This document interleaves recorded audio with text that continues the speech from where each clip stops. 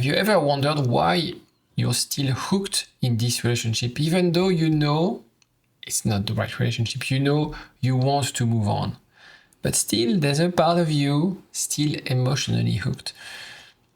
Understand that you're not broken. You are wired for connection. And in this video, I'm going to share with you 4 biases that actually keep you emotionally hooked. I will also share with you 1 coaching strategy, coaching tool that I use with my clients to help you reframe the stories you're telling yourself.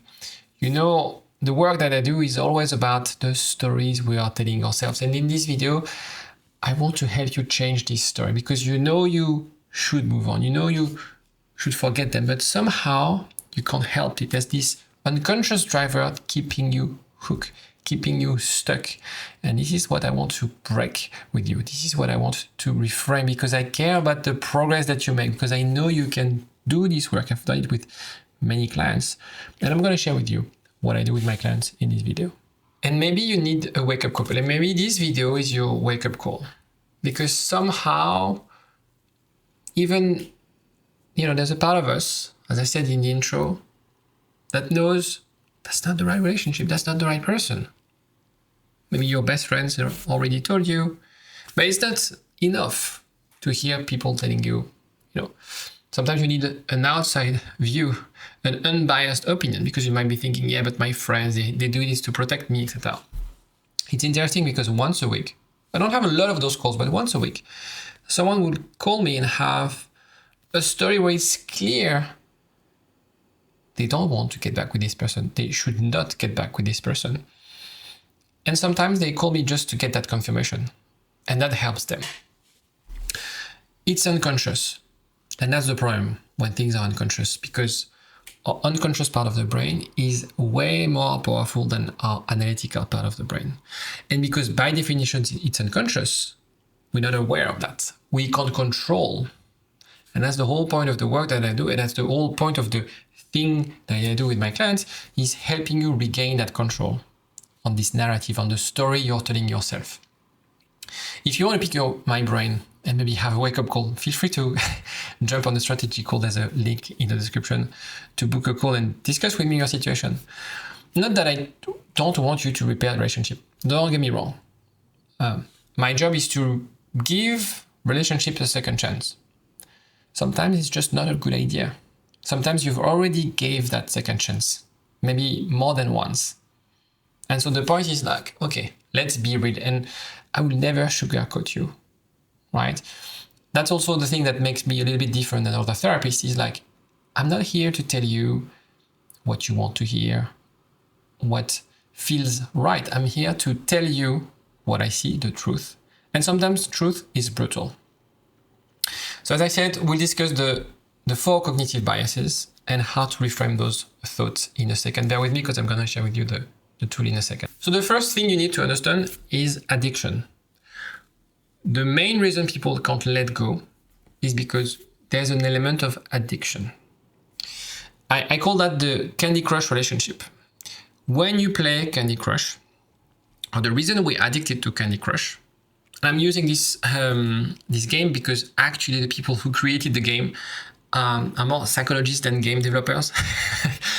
They knew that what keeps people hooked is intermittent reinforcement, which means that whenever you make an action, whenever there's an input, it's very hard for you to understand to predict the output. So in Candy Crush, yes, there's tons of game dynamics that keeps you hooked, like the images, the colors, etc. But there's an element of like, anytime you start the game, you don't know exactly what will happen. And so this idea of intermittent reinforcement is how you create addiction. I said there were psychologists. I think there were more people from the industry of gaming, of casino, who actually created the game. Some of them probably had a background in psychology, but they knew that, for example, when you do a slot machine, the reason you're hooked is not so much about, of course, you want to make money and earn money by playing the game, but it's just like, anytime you play, you have this projection, and it's hard for you to make sense, and you want to experience this again and again, because there's this loop.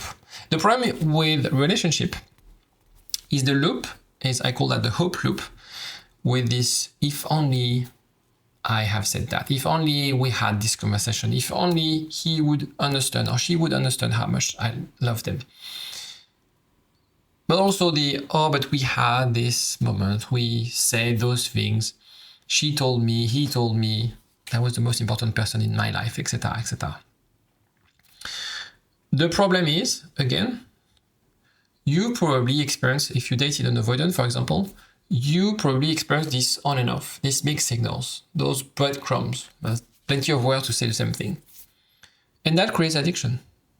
And so the problem that you need to understand is the right relationship for you is not the relationship that helps you feel more alive.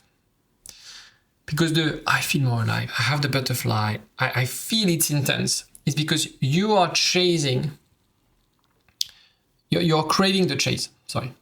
You're chasing the chase, right? If you think about it for a second, the right relationship shouldn't be about, oh, I'm working on eggshells, I don't know how they will react, I don't know if I could say this, I don't know if I could open up. This element of safety is actually around predictability. So the thing is, relationships are all different, but a secure relationship is about understanding. My definition of secure relationship is I need to understand your world, you need to understand my world. So I'm not going to make a lot of assumptions because miscommunication, people say relationships, we have relationship problem or communication problem. It's usually about understanding problem. So as soon as you have this awareness and you know how the person reacts, their working models, etc., etc., you're not so much about intermittent reinforcement. You know exactly what to expect. Of course, you're not 100% right, but that's the aim of a relationship. So again, understand that actually the reason you're addicted is a proof that this relationship is not right for you. So the thing you need to recognize, and we'll discuss that in a second, is that this element of like, I need to chase, I need to prove my worth, etc., is probably some unconscious patterns. And the thing that is fascinating with human beings is that we, in a relationship, how we build intimacy or where we are attracted to is with familiarity, not safety, familiarity. So if you used to have to prove yourself, if you lack those intense emotions of on and off, you will be attracted to partners who will provide you these patterns. The problem is these patterns are not healthy. And if you want to build a secure relationship, you need to break away from those patterns because they're not healthy for you, and then it will prevent you from actually feeling better, feeling connected, feeling safe in your relationship. So that's the first element, is this element of addiction. The second element is obviously attachment wounds. Breakup will activate for everyone attachment trauma. We are all wired to be attached to a primary attachment figure. Even if you have a secure attachment style, you will activate a fear of abandonment. The thing is, obviously, secure people will bounce back more quickly, quicker than people who have insecure attachment style, especially the anxious attachment. What you have to understand is the grieving process is not about them necessarily, but it's about what the relationship represented, i.e. that element of safety. We love to be in a relationship because that creates a sense of belonging, a sense of connection, a sense of intimacy, etc., etc.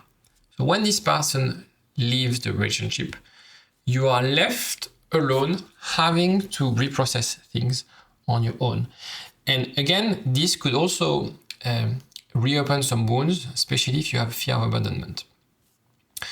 The difference between people who have a secure attachment style and people who have an anxious attachment style is that people who have a secure attachment style, they can take some distance and understand that this definition of safety is not entirely linked to their partner. In other words, yes, they'll be happy, they'll be sad, sorry.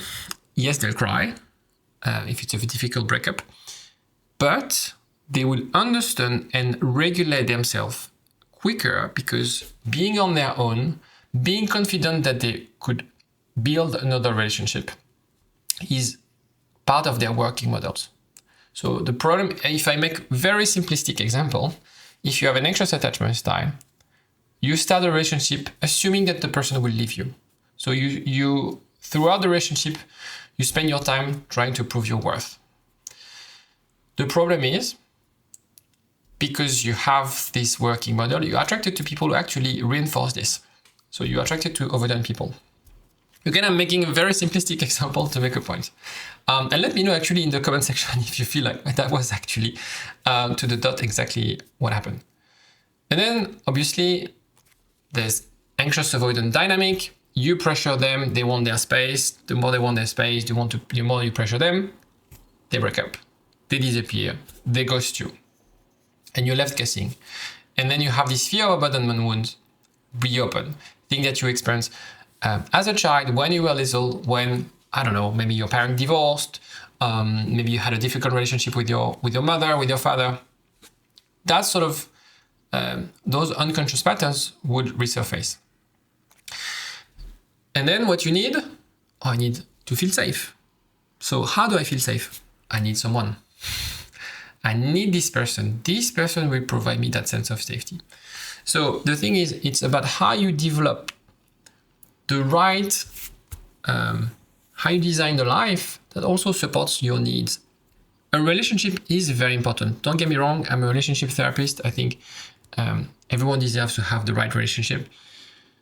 But sometimes, especially after a breakup, focusing on getting back with the person or assuming that this person will provide that sense of safety is a huge mistake. And there's always a phase of, as I was about to say reprogramming, but like reflection. And also readaptation of this new life, because right now you're single. Let's face it, you're single.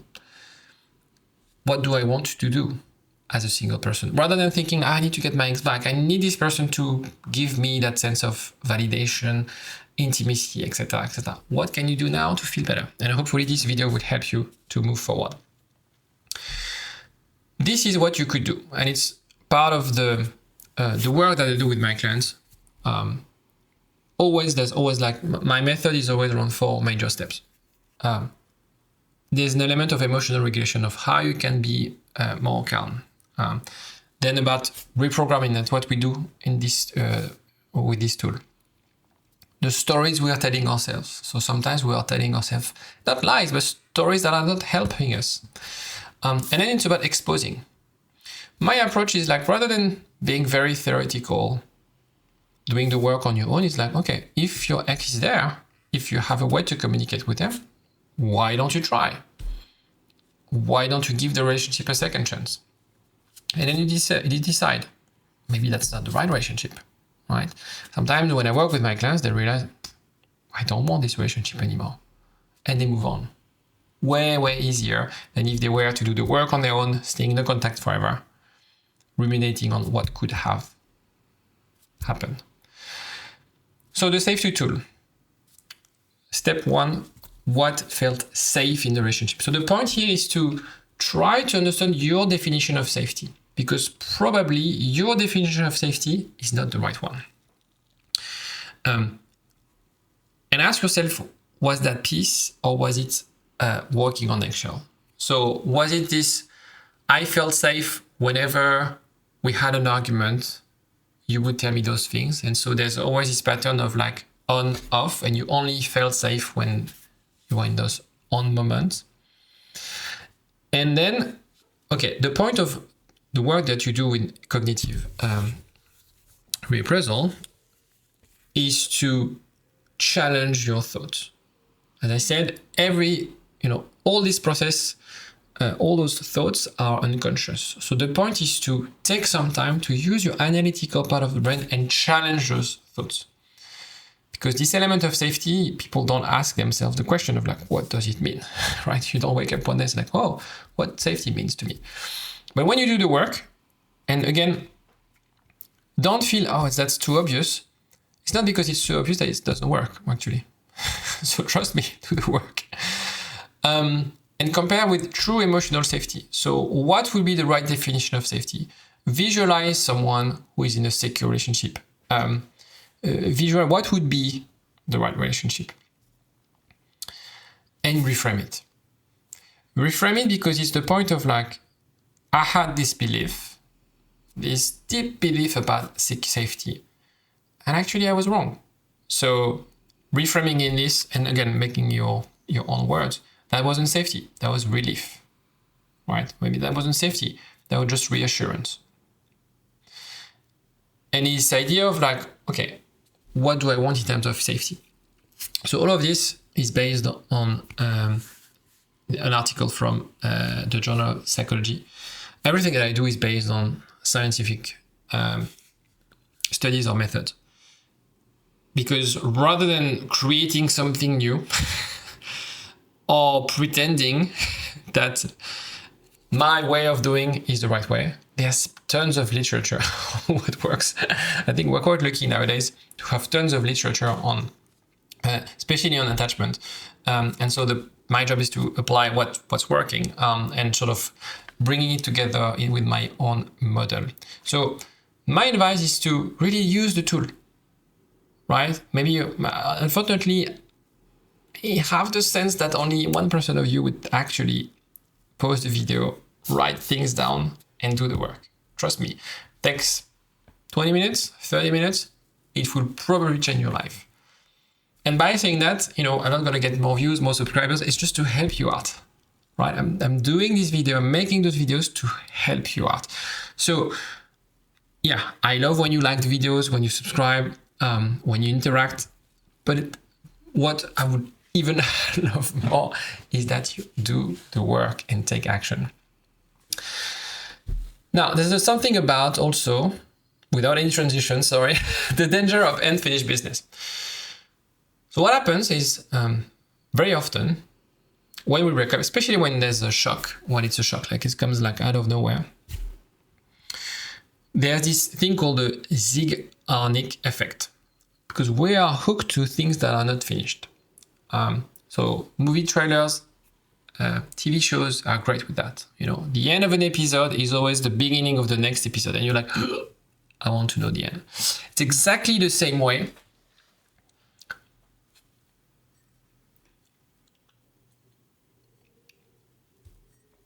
when someone doesn't finish his sentence. I just wanted to make a quick joke on that. I don't know if it's funny. And so that's why this bias will explain why a lot of people, especially I see on social media, this idea of closure. I need to get my closure. Now, this idea of closure, let's debunk it for, once and for all, is overrated. You will always get disappointed by this conversation. Always. I've been doing this work for many years now. I was about to say thousands. No, that's not true. But hundreds of people. I've never witnessed or heard a story of like a proper closure conversation. You will always get disappointed.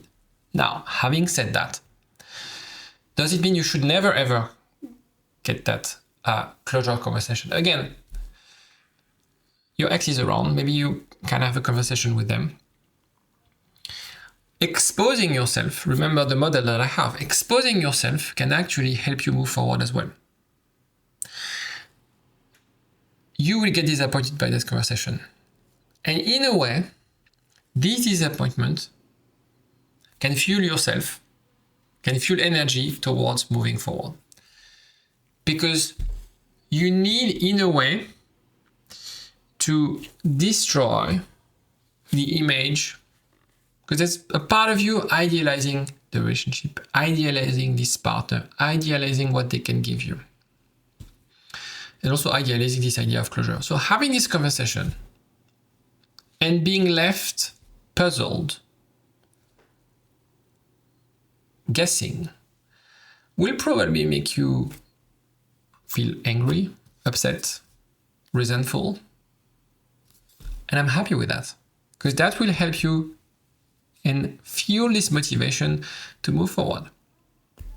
right? And again, anger is not a bad emotion in itself, because that will help you take action, right?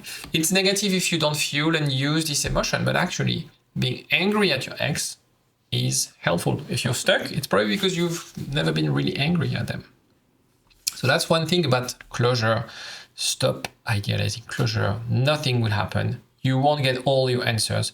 Most of the questions you have, they have no clue. They don't even know the answer. So even if you had the right question, had tone, the right everything, they wouldn't know, right? Because right now probably you're doing the work, you have a therapist, you're working on yourself, etc. But they have no clue because they're so far ahead, or far behind, sorry. And what needs to happen in their life to provide those answers. The other element of why people are stuck after a breakup, this is particularly true right after a breakup for about 30 days, is this emotional flooding. When we have those a massive spike in cortisol. And when we have those massive spike in cortisol, which is the hormones that we produce when we're under stress, that affects our prefrontal cortex, so the rational part of the brain. And this is why we can't make decisions. This is why we can't function. This is the fight and flight activated 24/7. And so your logic is not in charge, right? And if your logic is not in charge, your system one brain, the unconscious part of the brain, is activated, is hyperactivated. And what is it about? Attachment, fear, those unconscious patterns. Okay, so one element as well that you could activate, or that you could work on, is this element of emotional regulation. So you see everything is linked together. The program that my methodology is around, the first pillar is around emotional regulation. So calm, right? That doesn't help you to entirely to repair the relationship, but that helps you to start the process of reframing things. If you feel like super stressed, anxious, you can't sleep, you can't eat, this is normal, right? You human beings, we have emotions. Also understand that this is temporary. So this is usually the first month, the first 2 months where you feel like this. If you don't do anything, could last a little bit longer. But there are ways for you to manage those emotions. There are tools. It's important also to leverage social support. It doesn't have to be with a therapist. Could be with your friends. Could be finding new social support. Again, the point is to, okay, I feel in a certain way. So you're watching this video, you're taking action. That's one type of action. But when you switch off YouTube, when you get back to bed or whatever, what are the protocols? What are the things that you do to treat yourself? A lot of protocols around self-care. So we have tons of protocols with our clients, and there's not one solution. There's plenty of tools that you could use. The idea is to test, try, see how you feel, implement. As simple as that. Now, remember, it is normal for you to suffer. It's not a sign that you're anxious, weak, too emotional, too needy. It's simply a survival mechanism. That's what we do as human beings. We are hardwired to be attached to a primary attachment figure. If this is removed from us, of course, we're going to be in distress. And you will move on. Now, obviously, some people take more time to move on. And there's various reasons. The relationship, your attachment, what has been done, etc., etc. The whole point is like, okay, what can I do to accelerate the process? And use my calm yourself, reprogram, expose if you can. If you can, see your ex, talk with them. It's not about getting back with them, but exposing your secure self to this person. And then you decide. Once you do those steps, trust me, you move on very quickly. Because you know and you're convinced now you have the right data, the right insight to actually let go. Because it's not healthy, because it's not what you want. If you have any questions on this, let me know in the comment section. And if you want to support, don't forget to subscribe and like this video. It helps me a lot push my content in the algorithm of our lovely YouTube. I'll see you next time. Take care.